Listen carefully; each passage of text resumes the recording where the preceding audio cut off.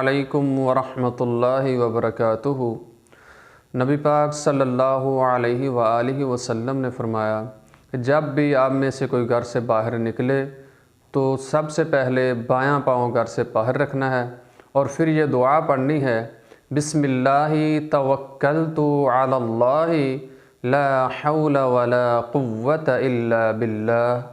بسم اللہ توکلت علی اللہ لا حول ولا قوۃ الا باللہ۔ مفہوم یہ ہے اس دعا کا کہ میں اپنے آپ کو اور اپنے گھر کو اللہ تعالیٰ کے سپرد کر کے جا رہا ہوں، اور میرا بھروسہ ہے اس بات پر کہ جس چیز کو اللہ کے سپرد کیا جائے،